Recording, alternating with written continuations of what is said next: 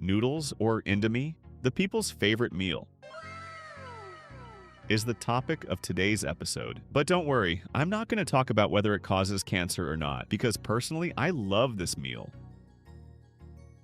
So stick with me. I'll only be talking about how this meal was invented, how it changed the world, how it became one of the most popular foods globally, and what it has to do with the economic conditions of different countries.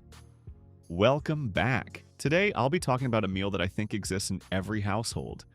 In fact, it has become the #1 go-to food for young people all around the world. And in just a bit, I'll share with you some statistics that might literally change how you think about this meal. So stay tuned. The story of instant noodles began in Japan, specifically in the year 1945 after Japan's defeat in World War II. The country at that time was literally destroyed, not to mention the millions who died during the war, both soldiers and civilians. But Japan's real tragedy wasn't just those who died, it was those who survived, because the Allied air raids destroyed over 40% of Japan's infrastructure, leaving nearly half the population without proper shelter. And in the middle of this chaos, there was a man named Momofuku Ando, a man of Taiwanese origin. He had traveled to Japan in 1933 looking for investment opportunities, since Japan's industry was booming at the time. The strange part is, he tried multiple businesses, but failed at all of them. Nothing seemed to work for him until one day, everything changed. It was in 1957 on a cold, rainy winter day. Ando was walking through one of the poor neighborhoods of Osaka, an area badly affected by the war. There he saw a long line of people, waiting just to get a bowl of noodles. Back then, noodles were one of the most common foods. Why? Because they were cheap, and people simply couldn't afford anything better. That's when an idea sparked in Ando's head. He started thinking, how could he make noodles in a new way to help people eat them without waiting in lines? The problem was, there was high demand, but noodles had to be cooked in batches, and they needed to be eaten fresh. They couldn't be stored for long. So Ando started working on the idea, experimenting for about a year right in his own home, until he came up with his brilliant invention that changed the world. A type of noodle he called chicken ramen.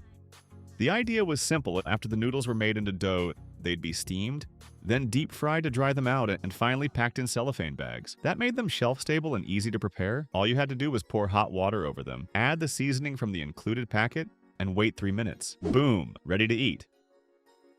And in that same year, 1958, Ando founded his company, which he named Nissin, and launched the product into the Japanese market with only one flavor, chicken. Now you might be asking, why only chicken? Well, the answer is simple. Ando thought strategically. He knew that chicken is accepted in all major religions, and that, honestly, is one of the biggest keys to a successful business, understanding the culture of your target market. I mean, just think about it. You wouldn't sell pork-flavored noodles in a Muslim country. Back to our story. Ando launched his product, but merchants were hesitant for 2 reasons. First, it was something new and unfamiliar, so customers might not accept it. Second, the price was considered high. Fresh noodles at the time cost 6 yen, while chicken ramen was priced at 35 yen. That's a huge difference. Still, Ando decided to push forward, and surprisingly, the Japanese people loved it. It was simple. No more waiting in line, easy to store, and above all, it tasted great. To them, it felt like a revolutionary invention. In the first year alone, Ando's company sold 13 million packs, and within 12 years, sales reached 3.6 billion yen. Demand became so crazy that merchants would line up with their trucks outside the factory just to get their hands on the noodles, which were selling out faster than the factory could produce them. Ando's sales kept rising until the year 1966. While visiting the US, he saw something interesting. People were buying noodle packs from supermarkets, pouring them into cups, adding hot water, eating it, then tossing the cups in the trash. That gave Ando another idea, an idea that would take his product global. In 1971, Ando introduced a new product called cup noodles. He started packaging the noodles in water-resistant cups, making it even easier for people to enjoy their ramen. Again, he was solving a real customer problem. But what Ando didn't know was that a new competitor was on the rise. While Ando was refining his product, the company called Indofood, based in Indonesia, was working on their own version of instant noodles, with the exact same concept as Ando's invention. They named their product Indomie, the star of our episode.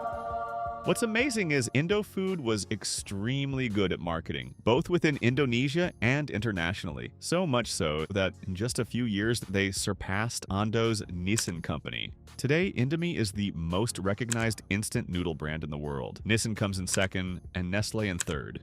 Indonesia is now the #1 country in instant noodle production. By 2019, their noodle industry reached $44 billion, and it's expected to grow to $74 billion by 2027. Now, just to show you how important instant noodles have become in our lives, let me give you some stats. In 2020 alone, the world consumed 116 billion packs of instant noodles. The top consumers were China, 46 billion packs, Indonesia, 12 billion, Vietnam, 7 billion, India, 6.5 billion, Japan, 5.9 billion, USA, 5 billion, and the most noodle-loving Arab country, Saudi Arabia, with 830 million yuan, followed by Egypt, with 350 million packs in the same year. That's some serious consumption. Many economists have even linked instant noodles to a country's economic conditions. Let me explain. Koki Ando, CEO of Nissan, once said that their sales actually increased during times of global economic recession. Why? Because when people have less money, they turn to cheap, filling food. Other analysts have a different take. They tie noodle consumption to psychological factors. One such analyst, Konichi Omei, claimed that in societies where there's a high rate of unemployed youth, especially those struggling with hopelessness, instant noodles become their go-to food, simply because they have no real expectations of better living conditions. That's why in Mexico, instant noodles are nicknamed sopa para flojos, or lazy people's soup.